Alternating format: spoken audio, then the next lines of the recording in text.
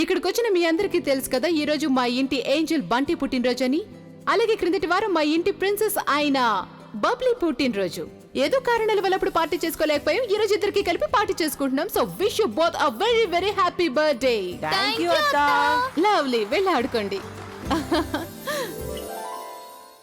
Well, ఈ రోజుకి సంబంధించిన గుడ్ న్యూస్ అయితే ఇదే, కానీ న్యూస్ ఇంతటితో అయిపోయిందని మీరు అనుకోకండి. నా దగ్గర మరో గుడ్ న్యూస్ ఉంది. సరిగ్గా 3 రోజుల తర్వాత మా అన్నయ్య అలాగే నా బెస్ట్ ఫ్రెండ్ తనుకి సంగీత్ ఫంక్షన్ ఉంది.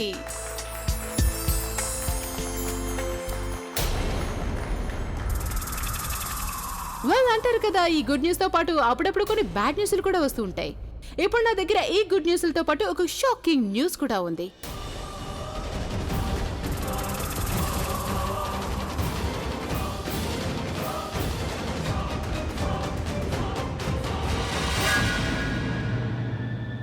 ఇక ఈ షాకింగ్ న్యూస్ గురించి చెప్పడం ఎందుకు ఇంపార్టెంట్ అంటే, ఇది ఇండైరెక్ట్ గా మా ఫ్యామిలీతో లింక్ అయ్యింది కాబట్టి.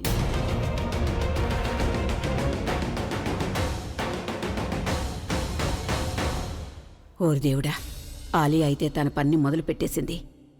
ఇప్పుడేం చేయాలి? వీళ్ళ ప్లాన్ మొదలైపోయింది. ఎలాగైనా ఈ అనౌన్స్మెంట్ ని ఆపాల్సిందే. ఇక షాకింగ్. ఒక్క నిమిషం.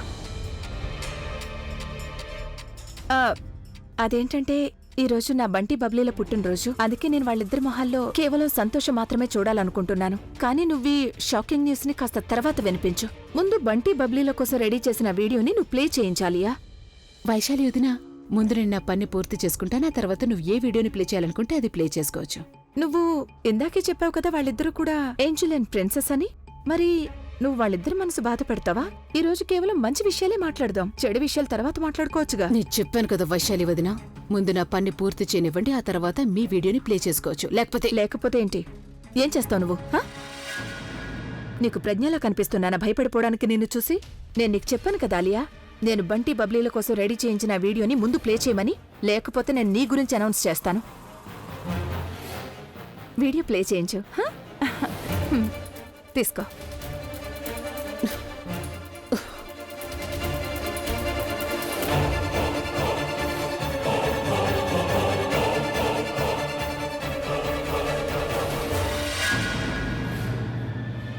ఇప్పుడు మొదలవుతుంది అసలైన ఫిల్మ్. మీకు నా కూతురుతో అసలు ఏం శత్రుత్వం ఉంది చెప్పండి. నా కూతురు మీకేం అన్యాయం చేసింది? డాక్టర్ కావడానికి ముందు నువ్వు కూడా ఒక ఆడదానివే కదా. ఆడదాని అయ్యుండి మరో ఆడదాని బాధ నువ్వు అర్థం చేసుకోలేవా? అంత పెద్ద నింద ఎలా వేసావు నా కూతురు మీద? చాలు ఆపండి ఆంటీ.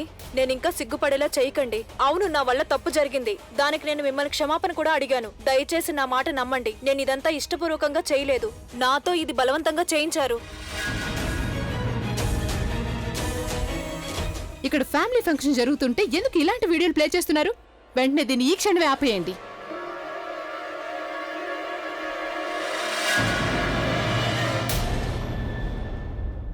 దీన్నెవరూ ఆపడానికి వీల్లేదు. మేము ఈ వీడియోని చూడాల్సిందే. ప్లే చేయండి.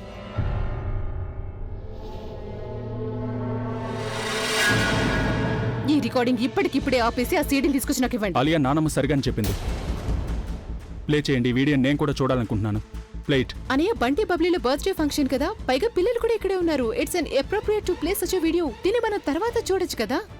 ఈ సీడీని మనం తీసుకెళ్దాం, తర్వాత చూడొచ్చు కదా. లేదు, తను ఈ వీడియోని స్పై క్యామ్లో షూట్ చేశారు. ఖచ్చితంగా ఇందులో ఇంపార్టెంట్ ఏదో ఉండుంటుంది. తప్పకుండా చూడాలి. ప్లేట్. మీరు సరిగ్గానే చెప్తున్నారా ఆంటీ? మీ అమ్మాయి నిజంగా ప్రెగ్నెంట్ కాదు.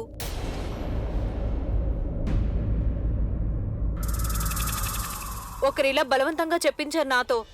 ఎందుకంటే మీ అమ్మాయి వల్ల మరొకరి జీవితం నాశనం అవుతోందన్నారు. ఆ టైంలో నేను తప్పు చేస్తున్నానని నాకు నిజంగా తెలీదు. నాతో అబద్ధం చెప్పించారు. నాకు అబద్ధపు రిపోర్ట్ తయారు చేయడానికి తప్పుడు కారణం చెప్పారు. నాకు అసలు నిజం తెలిసే సమయానికి చాలా ఆలస్యం అయిపోయింది. ఆ వ్యక్తి నన్ను బెదిరించడం జరిగింది.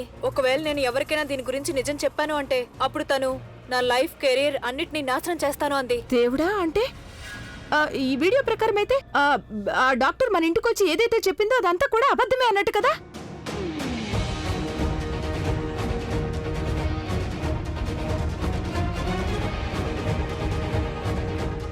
కానీ మనం అందరం అనవసరంగా కంగారు పడ్డాం. అభి సెక్రటరీ అసలు ప్రెగ్నెంట్ కానే కాదు.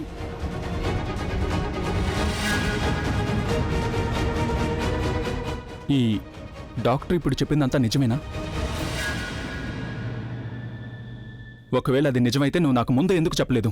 నేను మీకు చెప్పడానికి ఎన్నోసార్లు ప్రయత్నం చేశాను, కానీ మీరు నా మాట వింటేనే కదా. మీరు నమ్మడం లేదని తెలిసినా కూడా మళ్ళీ మళ్ళీ మీకు నిజం చెప్పడానికి ప్రయత్నం చేశాను, కానీ ఏదో ఒకటి చేసి మీరు నా నోరు మూయించేసేవారు. నా గురించి కేర్ తీసుకుంటారు, బేబీ కోసం డ్రెస్ తీసుకొస్తారు.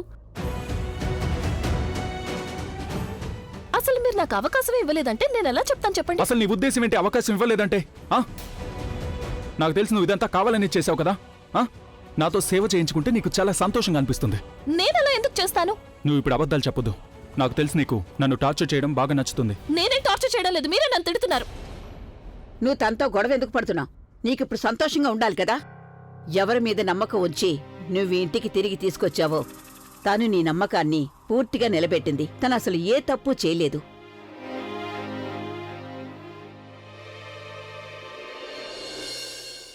తనని తిట్టడానికి బదులు మనం దగ్గరికి తీసుకోవాలి. ఇదిగో ఇలా.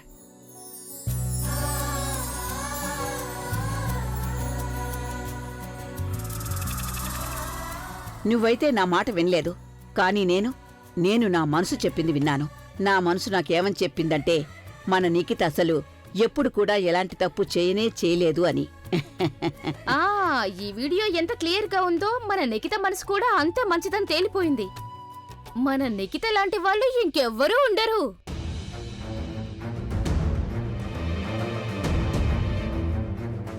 నాకు ఒక విషయం అర్థం కావట్లేదు. నిఖితకి శత్రువులు ఎవరు ఉన్నారు? నిఖితని ఇరికించాలని అసలు ఎవరు ప్రయత్నిస్తున్నారు? పైగా ఆ డాక్టర్ కూడా వాళ్ళ పేరు చెప్పనే లేదు.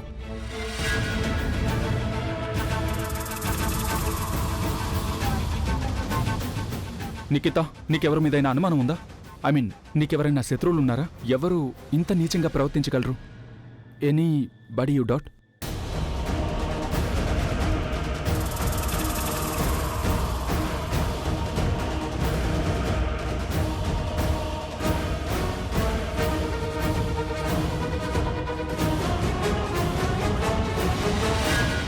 ఇదే మంచి అవకాశం సరళ. అభికి నిజం చెప్పేశాయి. సాక్ష్యం ఉంది, ఆధారం కూడా ఉంది.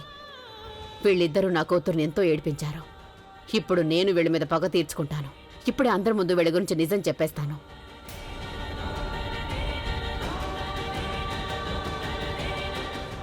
తల వరకు నీళ్లు నిండిపోతున్నాయి. మనం ఇంకా చేతులు కట్టుకుని అలాగే కూర్చొని ఉండలేము. నా ఉద్దేశం ప్రకారం మనం ఆలియా తన్నుల గురించి నిజం అందరి ముందుకు తీసుకురావాలి. అదే కాక అందరం ఒకటిగా కలిసిపోయాం. ఇప్పుడు వాళ్ళిద్దరు కలిసి మనల్ని ఏం చేయగలరు చెప్పండి? లేదు సరళ గారు, మనం అలా చేయడానికి వీల్లేదు. ఈ మాట నేను ఆలియా తన్నుకి భయపడి మాత్రం చెప్పడం లేదు. నేను అభి గురించి ఆలోచించి చెప్తున్నాను. చూడండి, ఒకవేళ మనం ఆలియా ఇంకా తన్నుకి వ్యతిరేకంగా వెళ్ళామంటే అప్పుడు అభి మనసులో చాలా ప్రశ్నలు తలెత్తడం మొదలు పెడతాయి. దానివల్ల తన మెదడు మీద కూడా ప్రభావం పడే అవకాశం ఉంటుంది. అవునమ్మా, ఆలియా తన్ను గురించి నిజం ఆయన ముందు బయట పెట్టాలి అంటే మనం ఆయనకి చాలా విషయాల గురించి చెప్పాల్సి వస్తుంది. దానివల్ల ఆయన ఆరోగ్యం మీద ప్రభావం పడే అవకాశం ఉంది. ప్రస్తుతం మనం ఆ రిస్క్ తీసుకోలేమమ్మా.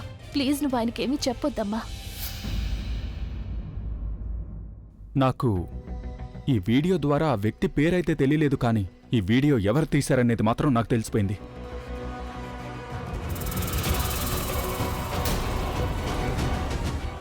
నిజంగా మీరు స్మార్ట్ అని నిరూపించుకున్నారు. మీ అమ్మాయి మీ దగ్గర నేర్చుకోవాల్సి ఉంటుంది. ఏం చేయను బాబు, కన్న తల్లిని కదా. తన దగ్గర మనసు మైండ్ ఉంటాయి, కానీ ఎక్కువ శాతం తన మనసుతోనే ఆలోచిస్తుంది. కానీ ఈసారి నా వల్ల తప్పు జరిగింది. మనసు చెప్పింది వినలేదు, అందుకే మెదడు చెప్పింది వినేశాను. అందుకే ఆలోచించాను. నా కూతుర్ని కాపాడుకోవడం కోసం మనసుతో ఆలోచించి నిర్దోషిగా నిరూపించాలనుకున్నాను. ఆంటీ, నాకు ఒకటే అర్థం కావట్లేదు. ఈ విధంగా తన ఇమేజ్ని ఎవరు పాడు చేయాలనుకున్నారు?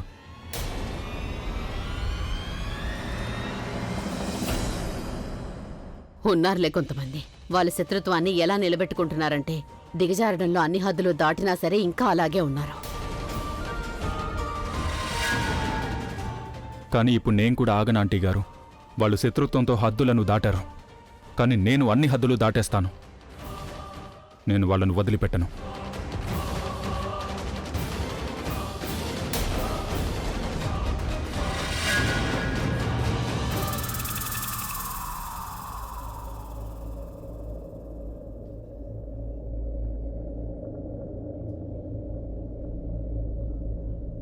సారీ, నేను నీ సైలెన్స్ని చదవలేకపోయాను. ఆ డాక్టర్ చెప్పిన మాటల్ని నమ్మి ఆవిడ నీ విషయంలో మాత్రమే తప్పు చేయలేదు. వాళ్ళెవరైనా సరే ఇప్పుడు నీ మీద నాకున్న నమ్మకాన్ని చెరిపేయాలనుకున్నారు.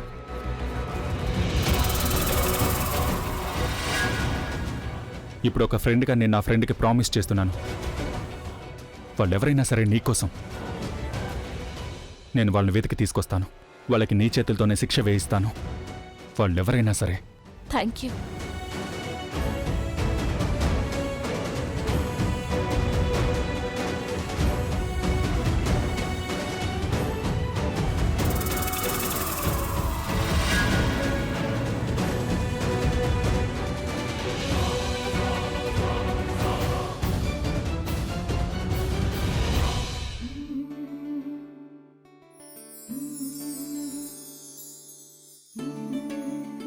థ్యాంక్ యూ ప్రజ్ఞ, నువ్వు నీ తల్లికి థ్యాంక్ యూ చెప్తావా? సరే అయితే, కానీ ఒక్క థ్యాంక్ యూ చెప్తే సరిపోదు. నువ్వు నాకు ప్రతి దానికి థ్యాంక్స్ చెప్పాల్సి ఉంటుంది. మొదలు పెడదామా? నువ్వు నాకు మొదటి థ్యాంక్స్ దేనికి చెప్పాలంటే, మొదటిసారిగా నీ చిన్నప్పుడు నేను నీ వేలిని పట్టుకొని నీకు నడక నేర్పించినందుకు, నీకు మొదటిసారిగా నా చేతులతో ముద్దలు చేసి తినిపించినందుకు థ్యాంక్స్ చెప్పాలి. నీ చెయ్యి పట్టుకొని నీకు రాయడం నేర్పించినందుకు థ్యాంక్ యూ చెప్పాలి. నీకు దెబ్బ తగిలినప్పుడు నేను నీకు చేసిన చాలు చాలు చాలు, నాకు అర్థమయ్యింది. No thank you. నువ్వు చాలా తెలివైన దానివమ్మా. అన్నిటినీ అర్థం చేసుకుంటావు. నీ విషయంలోనే కాదు, ఎదుటి వాళ్ళ విషయంలో కూడా అన్నీ సరిచేస్తుంటావు. నీకెవరి నుంచి ఎలాంటి సహాయం అవసరం లేదు. కానీ ఈసారి నీ మీద చాలా పెద్ద నింద పడింది కదమ్మా. నాకు తెలుసు తల్లి, నువ్వు సహాయం అడగవు, కానీ నేను కొంచెం సహాయం చేయాలనుకున్నాను. ఈ శుభ సమయంలో మనందరం ఇలా దిగులుగా ఉండకూడదు. ఆలియా తనకి ఈసారి మర్చిపోలేని చెప్పు దెబ్బ తగిలింది. ఈ సంతోషాన్ని మనం తప్పకుండా సెలబ్రేట్ చేసుకోవాల్సిందే. పదండి, పార్టీ చేసుకుని డ్రింక్ తాగుదాం. ఆ? అంటే నా ఉద్దేశం కూల్ డ్రింక్స్, షర్బత్ అని. గుడ్ ఐడియా, నేను ఇప్పుడే తెప్పిస్తాను. త్వరగా. రాబిన్,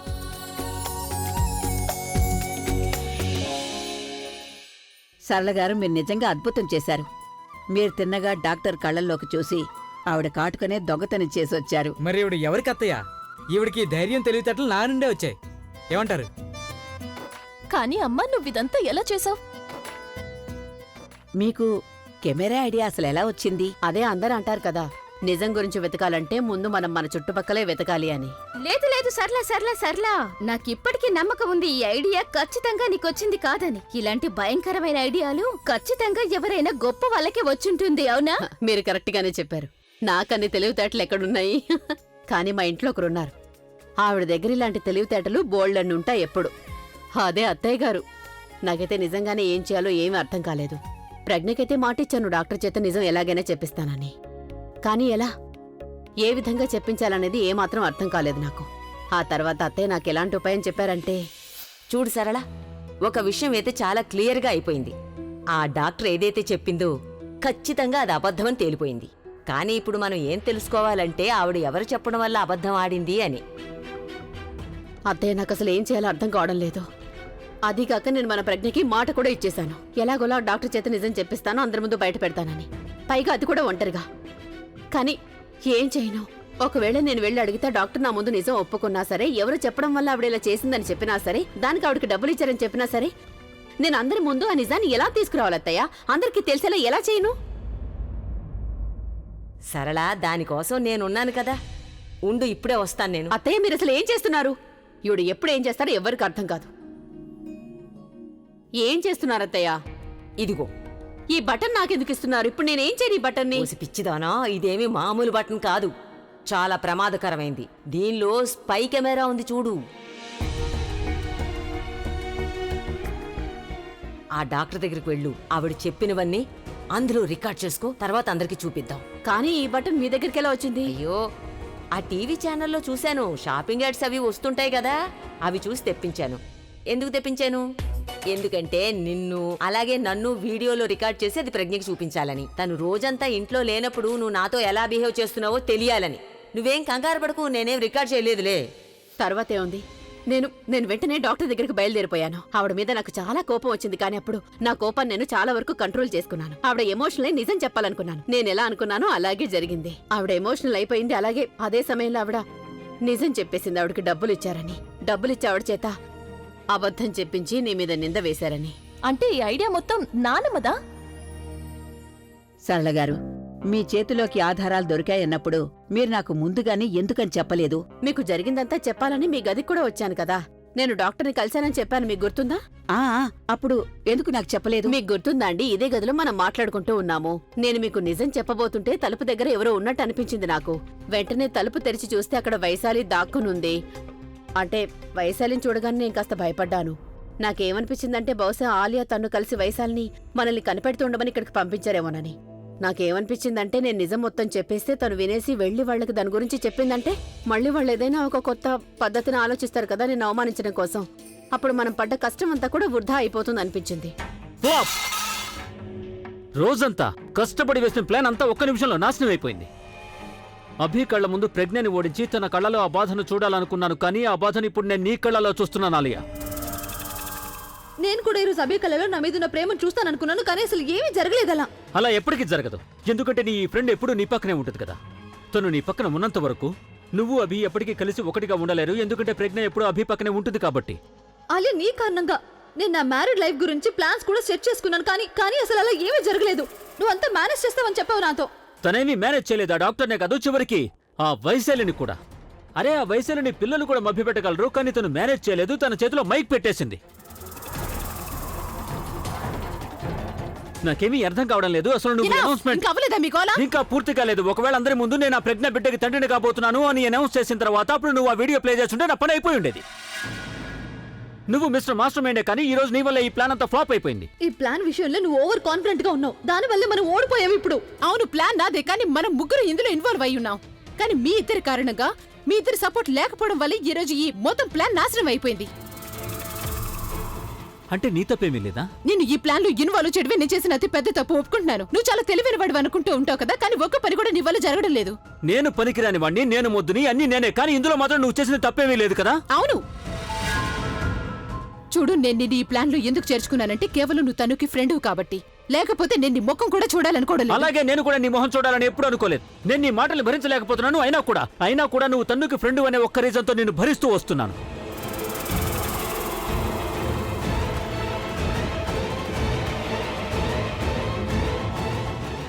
నాకు చెప్పాల్సింది కదా, నేను ఇక్కడే పార్టీలోనే ఉన్నాను కదా. నీకు చెప్దామని వచ్చాను. అప్పుడు అభి నీకు పిల్లల బట్టలు చూపిస్తున్నాడు.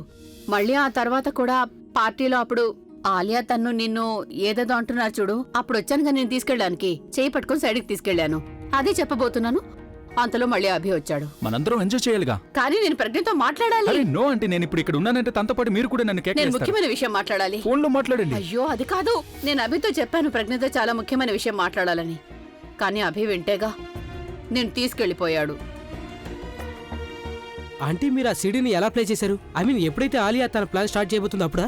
నేను ఏమనుకున్నానంటే నేను మీకు ఎవరికి చెప్పలేకపోతున్నాను కాబట్టి ఇక నాకున్న దారి అదొకటేనని. ఏదో ఒక విధంగా ఆ సీడీని ప్లే చేయటం. నాకు అసలు ఏమీ తోచలేదు. ఒకవేళ నేను స్టేజ్ దగ్గరికి వెళ్తే గనక ఆలియా అప్పుడు ఏదో ఒకటి చేసి నన్ను స్టేజ్ నుంచి దూరంగా పంపిస్తుంది. అందుకనే నేను ఒక ప్లాన్ వేశాను. అది వైశాలి, నేనేం చూస్తున్నాను? ఏం చూస్తున్నారు? ఇవాళ పుట్టినరోజు నీ పిల్లలదేనా? అవును, కానీ మీరెలా ఎందుకు అడుగుతున్నారు? ఈ పార్టీ కూడా నీ పిల్లల పుట్టినరోజుదే కదా. బర్త్డే వాళ్ళదే అయినప్పుడు పార్టీ కూడా వాళ్ళ కోసమే కదా. మరి అయితే మరి స్టేజ్ మీద నీ పిల్లలు ఉండాలి కదా. కానీ అక్కడ ఇంకెవరో కనిపిస్తున్నారు. ఆలియా. నీకైతే తెలుసుగా, ఇంట్లో ఏదైనా పార్టీ జరిగినా పెళ్లి జరిగినా ముందు తనే తయారైపోతుంది అందరికంట్లో పడాలని. కానీ వీళ్ళంతా వచ్చింది ఆలియాని చూడ్డానికి కాదు కదా, నీ పిల్లల పుట్టినరోజు పార్టీకొచ్చారు. మరి అక్కడ నీ పిల్లలు కనిపించటం లేదే నాకు. నాకైతే అక్కడ కేవలం ఆలియా మాత్రం కనిపిస్తోంది. సరళ అంటే మీరు చెప్పింది అక్షరాల నిజం. ఈ రోజు నా పిల్లలు బంటి బబ్లీ వాళ్ళు హైలైట్ అవ్వాలి కదా, కానీ అందరూ ఆమెని. అయితే ఇప్పుడు నేనేం చేయాలి? ఆమెను ఆపు, వెళ్ళి ఆపాలా? కానీ ఎలా చేయాలి? నేను హెల్ప్ చేయనా నీకు? ఇట్రా.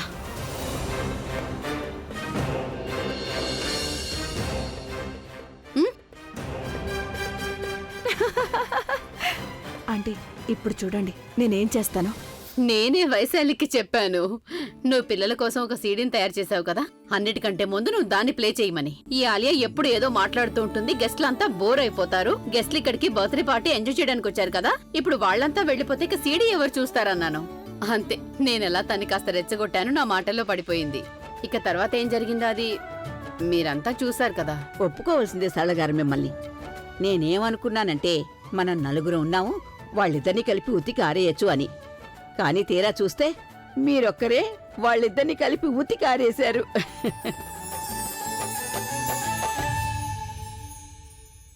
నాకు తెలుసమ్మా, అభి అస్సలు నిన్ను నమ్మలేదు అని. అందుకు తన కారణాలు తనకుండొచ్చు, కానీ నాకైనా నా కూతురు మీద నమ్మకం ఉండాలి కదా.